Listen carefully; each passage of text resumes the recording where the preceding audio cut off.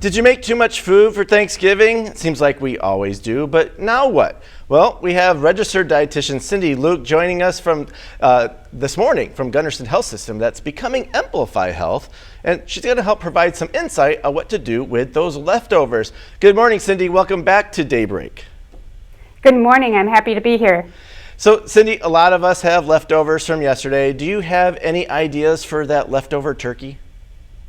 Leftover turkey is really versatile. You can keep it simple by making sandwiches and wraps, adding some crunch and flavor with veggies and sauces, or you can find recipes for casseroles, soups, flatbreads, or my favorite, a veggie grain and protein bowl with turkey, of course, being the primary protein there. And then you can also freeze turkey. So like you said, from a typical Thanksgiving meal, what besides turkey, what can go in the freezer and what shouldn't?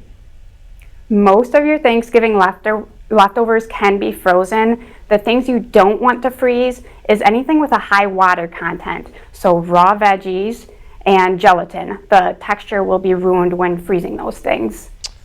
Okay, so what else do you suggest we do when it comes to leftovers? Like you said, we can turn turkey into almost anything, but what else do you suggest?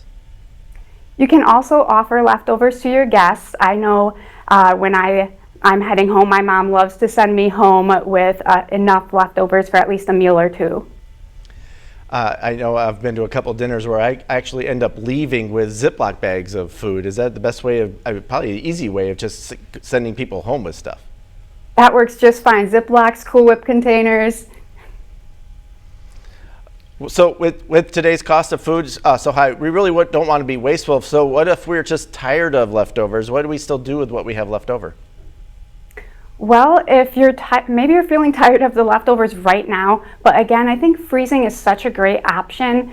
You can keep that food in the freezer for up to 12 months or really 2 to 6 months for best quality. And then again, like we talked about, sending it home with your guests.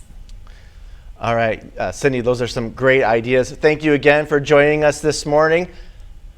Thank you so much. Okay, if you want to learn more about handling Thanksgiving Day leftovers, check this story out on our News 19 mobile app or online at WXOW.com.